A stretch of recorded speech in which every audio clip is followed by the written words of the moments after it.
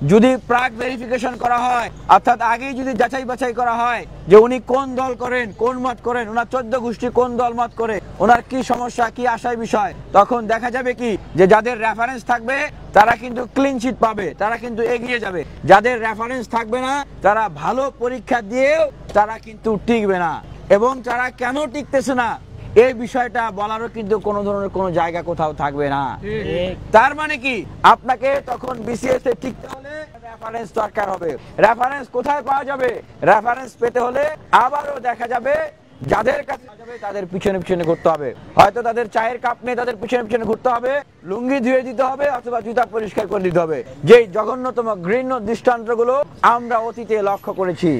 তাই আমরা ছাত্র সমাজের পক্ষ থেকে পিএসসির প্রতি এবং সরকারের প্রতি দৃঢ় কণ্ঠে স্পষ্টভাবে আমরা আহ্বান জানাচ্ছি, শিক্ষার্থীদের সাথে যা করা হবে সেটা সুস্পষ্টভাবে করতে হবে, সেখানে কোনো ধরনের ফাঁক ফোকর ছল ছাতুরি চলবে না। যমুনা ইলেকট্রনিক্স ঈদে ডাবল খুশি অফার সিজন 3, যে কোনো পণ্য কিনলেই পাচ্ছেন নিশ্চিত ঈদ উপহার। আমাদের প্রত্যাশা ছিল যেই লাইব্রেরি, যেই রিডিং রুমের শিক্ষার্থীদের এই আন্দোলনের ভিতর দিয়ে এত বৃহৎ একটি গণ অভ্যুত্থান হয়ে গেল, যেই কোটা সংস্কার আন্দোলনের ভিতর দিয়ে অভ্যুত্থান পরবর্তী দেশে এখন রাষ্ট্র সংস্কারের আলোচনা চলছে, আমাদের প্রত্যাশা ছিল বিসিএসটাকে স্বচ্ছ করা, বিসিএস এর ভেরিফিকেশনটাকে নিউট্রাল করা, দলীয় প্রভাব মুক্ত করা, বিসিএস এর জায়গাগুলোকে সংস্কার করা।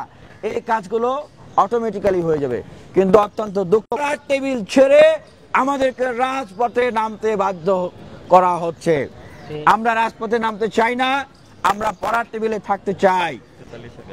শিক্ষার্থী বন্ধুরা তারা পড়ার টেবিলে থাকতে চায়, তাই সরকারের প্রতি আমরা আবারও আহ্বান জানাচ্ছি, এই যে 8 দফার এই আইনগুলো সংশোধন করতে 2-3 দিনের বেশিরভাগই আইন সংশোধন করতে সময় লাগার কথা নয়।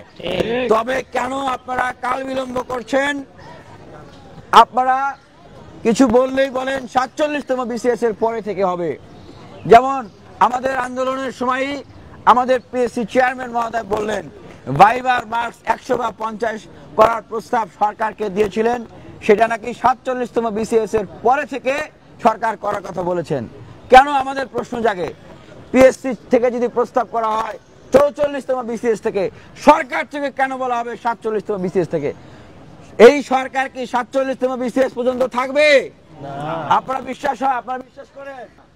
আমরা বলেছি যে নন ক্যাডার বিধিমালা এটাকে সংশোধন প্রয়োজনে বাতিল করে যারা বিসিএস এ ভাইবা পর্যন্ত উত্তীর্ণ হন তারা অন্তত একটা চাকরি নিয়ে যেন বাসায় ফিরতে পারেন। এটা কি অন্যায় দাবি ভাই? এটা কি অন্যায্য দাবি? আওয়ামী লীগ সময়ে কালা কানুন করে তারা ভাগ বাটোয়ার নিয়োগ দেওয়ার জন্য বিভিন্ন দপ্তর পরিদপ্তরে নিয়োগ বাণিজ্য করার জন্য এই নন ক্যাডার বিধিমালা করেছিল। এটি বাতিল করতে পিএসসির কি সমস্যা? সংশোধন করতে পিএসসির কি সমস্যা? আমরা এখন যেটা জানতে পারছি, নিয়োগ বাণিজ্যের সিন্ডিকেট ছিল যারা কোটি কোটি টাকার বিনিময়ে এই প্রশ্ন ভাষার নিয়োগ বাণিজ্যের সিন্ডিকেট গড়ে তুলেছিল, সেই সিন্ডিকেট এখনো বিরাজমান রয়েছে। সেই সিন্ডিকেটকে ভাঙার লড়াই হচ্ছে এই পিএসসি সংস্কার আন্দোলনের ভাই বোনদের লড়াই। দেখেন, আমরা একটি বেদনাদায়ক দৃষ্টান্ত দেখছি। 43-এর অনেকেরই গেজেট আটকে গেছে। আমরা মনে করি যে বিসিএস যে পরীক্ষা, বাংলাদেশের সর্বোচ্চ মেধাবীদের পরীক্ষা, একটা মেধাভিত্তিক আমলাতন্ত্র গঠন করার যে পরীক্ষা, সেই পরীক্ষায় কোনো ধরনের কোনো দলীয় প্রভাব থাকতে পারবে না। রাষ্ট্রের জায়গা থেকে নিউট্রালি সেইটার ভেরিফিকেশন করবেন। সরকার আসবে, সরকার যাবে, সময় আসবে, সময় যাবে, আবারও নতুন করে সময় আসবে। দলমত নির্বিশেষে সকল পরীক্ষার্থী, সকল শিক্ষার্থী বন্ধুদের দাবি, এই ভেরিফিকেশন প্রক্রিয়ার নামে কোনোভাবে কোনো ধরনের যেন প্রভাব খাটানোর সুযোগ পিএসসিতে না থাকে। কোনোভাবে কোনো রকম দলীয় বিবেচনা বা বিশেষ সুপারিশের সুযোগ যেন এই পিএসসিতে না থাকে। আমরা এই ধরনের কোনো প্রক্রিয়া পিএসসিতে থাকুক, আমরা সেটা হতে দেব না। প্রিয় বন্ধুগণ, আমরা আজকের এই প্রেস ব্রিফিং কর্মসূচি থেকে আমরা আমাদের পরবর্তী কর্মসূচি আমরা ঘোষণা করছি। সাংবাদিক ভাইদেরকে অনুরোধ করব আমাদের এই কর্মসূচি শিক্ষার্থী বন্ধু এবং আন্দোলনকারীদের কাছে যেন পৌঁছে যায়, আপনারা আমাদেরকে সহযোগিতা করবেন।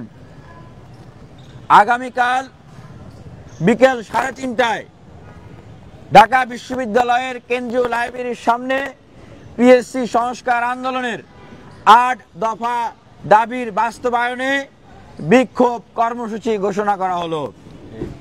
আমরা একইভাবে বাংলাদেশের সকল বিশ্ববিদ্যালয়, কলেজ এবং প্রকৌশল বিশ্ববিদ্যালয়ের শিক্ষার্থী বন্ধুদের প্রতি আমরা আহ্বান জানাচ্ছি, আপনারা আপনাদের নিজ নিজ শিক্ষা প্রতিষ্ঠানে পিএসসি সংস্কার আন্দোলনের শিক্ষার্থীদের এই প্রাণের ন্যায্য এবং যৌক্তিক দাবির 8 দফা বাস্তবায়নে কর্মসূচি পালন করবেন।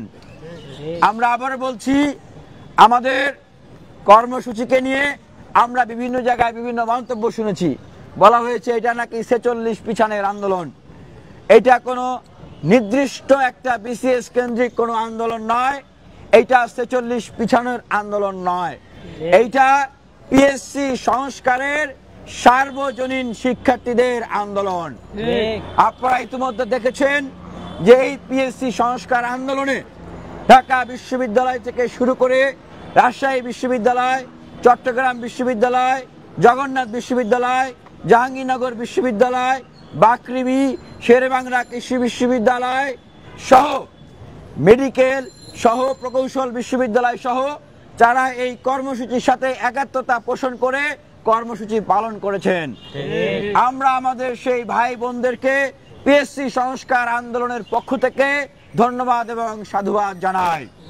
একই সাথে আমরা শিক্ষার্থী বন্ধুদের প্রতি অনুরোধ করব, আপনারা এই পিএসসি সংস্কার আন্দোলনের যে 8 দফা লিফলেট আছে, এই লিফলেটটি আপনারা প্রচারণা করবেন এবং গণসচেতনতা তৈরি করবেন এবং আমাদের এই 8 দফা দাবি বাস্তবায়ন না হওয়া পর্যন্ত পিএসসি সংস্কার আন্দোলন ধারাবাহিকভাবে কর্মসূচি পরিচালনা করে যাবে।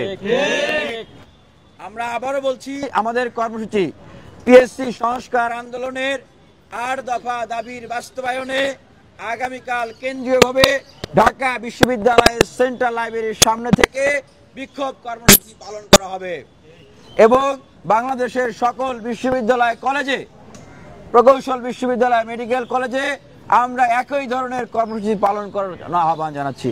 সাংবাদিক ভাইদের যদি কোনো প্রশ্ন থাকে আপনারা জিজ্ঞাসা করতে পারেন।